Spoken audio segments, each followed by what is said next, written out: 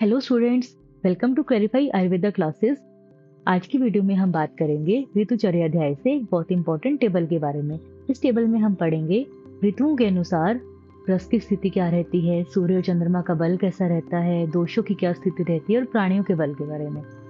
तो इस टेबल को लर्न करने के लिए सबसे पहले हमें इसका सीक्वेंस याद रहना चाहिए। ऋतुओं का सीक्वेंस हमेशा इसी तरह से याद करना है: शिशिर, वसंत, ग्रीष्म, वर्षा, शरद और हेमंत। अगर हम रसों की बात करें कि किस ऋतु में किस रस की प्रधानता रहती है, तो आप इस तरह से याद रखिए: तिक्त, कषाय, कटु, अम्ल, लवण, मधुर। तो इसका एक ट्रिक है: टिकट किसकी कटी, आलम की। आलम एक लड़का है जिसकी टिकट कटी है। तो टिकट से तिक्त, किसकी से कषाय, कटी से कटु और ALM मतलब अम्ल, लवण, मधुर। इस तरह से आप सीक्वेंस वाइज आप रस याद कर सकते हैं। फिर अगर सूर्य के बल की बात करें तो जो शिशिर ऋतु है उसमें सूर्य का बल पूर्ण रहता है। वसंत ऋतु में वो पूर्णतर हो जाएगा। ग्रीष्म ऋतु में सबसे ज्यादा रहेगा, मीन्स पूर्णतम।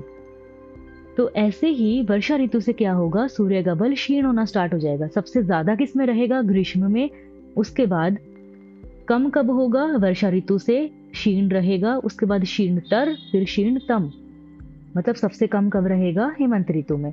इसी तरह अगर चंद्रमा के बल की बात करें तो शिशिर ऋतु में चंद्रमा का बल क्षीण रहता है, वसंत ऋतु में क्षीणतर, ग्रीष्म ऋतु में क्षीणतम, क्योंकि उस समय पे क्या रहता है, सूर्य का बल पूर्णतम रहता है। सबसे अधिक सूर्य का बल ग्रीष्म ऋतु में रहेगा, उसी प्रकार सबसे कम चंद्रमा का बल ग्रीष्म ऋतु में रहेगा। अब हम बात करेंगे दोषों की स्थिति के बारे में।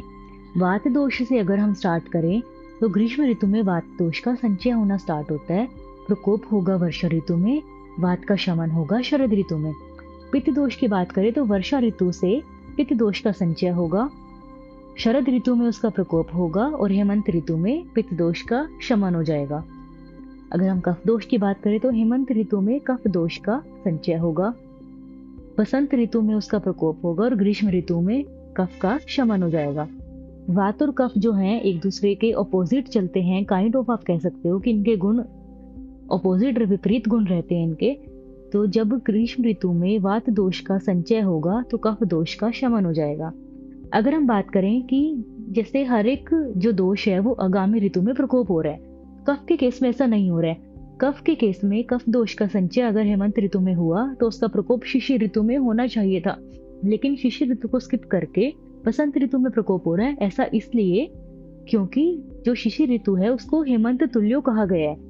जो भी हेमंत ऋतु में जो लक्षण रहते हैं हेमंत ऋतु के, वैसे ही लक्षण शिशिर ऋतु फॉलो करता है।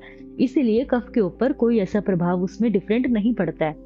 तो जब वसंत ऋतु आती है तो सूर्य की किरणों से, सूर्य के प्रकोप से जो है कफ पिघलना स्टार्ट हो जाएगा हमारे बॉडी में और कफ दोष का प्रकोप हो जाएगा। इसीलिए शिशिर ऋतु में कफ दोष में कोई चेंज नहीं आता है। अगर हम प्राणियों के बल की बात करें तो फर्स्ट और लास्ट ऋतु में प्राणियों का बल जो है वो श्रेष्ठ रहेगा। वसंत और शरद में मध्यम बल रहेगा। बीच की जो दो ऋतुएं हैं ग्रीष्म और वर्षा, प्राणियों का अल्प बल रहेगा।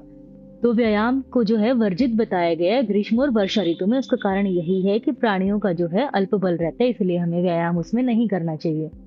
अगर हम मॉडर्न के अकॉर्डिंग अगर मंथ्स को रिलेट करें तो ये सब उसमें जनवरी, फरवरी, जनवरी से दिसंबर तक इस तरह से हम रिलेट कर सकते हैं।